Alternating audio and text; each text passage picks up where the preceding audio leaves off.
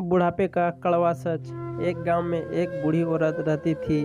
उसका पति मर चुका था और उसके बेटे भी चल बसे थे। उसका इस दुनिया में कोई नहीं था।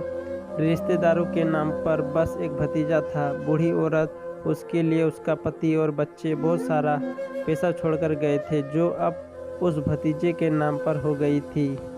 भतीजा पैसे के लालच में ही बूढ़ी औरत को अपने घर ले गया था। भतीजे का नाम रामकिशन था। रामकिशन की पत्नी का नाम लीला था और उसके 3 बच्चे थे। बूढ़ी अम्मा को वह ना तो टाइम से खाना देता था और ना ही उनकी देखभाल करता था। बस उनके पैसों का उसे लालच था, इसलिए रामकिशन ने उसे अपने घर में रख रखा था। रामकिशन के बच्चे दोनों लड़के भी बूढ़ी अम्मा को बहुत परेशान करते थे।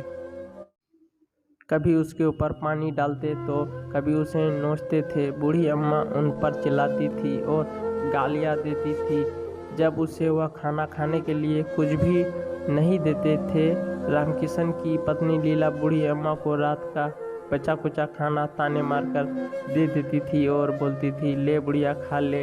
रामकिशन की बेटी बूढ़ी अम्मा से बहुत प्यार करती थी। वह चोरी छुपे अपने हिस्से की मिठाई और खाना बूढ़ी अम्मा को दे देती थी। रामकिशन के बड़े बेटे की सगाई थी। औरतें अंदर नाच गा रही थी और ढोल बाजे बज रहे थे। पुड़िया बन रही थी और सब्जियां बनने की खुशबू आ रही थी। मेहमानों ने खाना खाया था। लाडली अम्मा को वहां ले गई। वहां अम्मा और झूठे बर्तनों में पुड़िया उठाकर थोड़ी बहुत खाने लगी।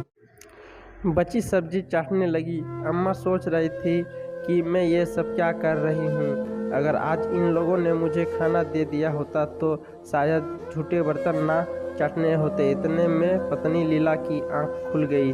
उसने देखा कि उसकी बेटी लाडली वहाँ नहीं है।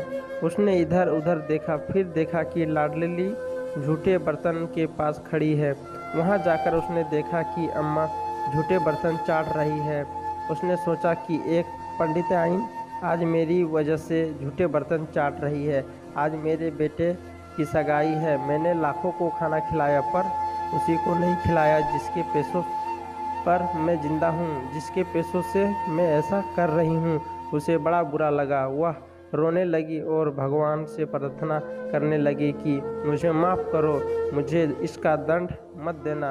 वो वापस अंदर गई और जाकर एक थाली में सारा भोजन लाकर अम्मा के पास बैठकर बोली, लो अम्मा, मुझे माफ़ कर दो और खाना खा लो। जैसे एक बच्चे को टॉफ़ी देने से वह बहल जाता है, उसी तरह खाने की थाली देखकर सब कुछ भूल गई और उसने उसे माफ़ कर दिया।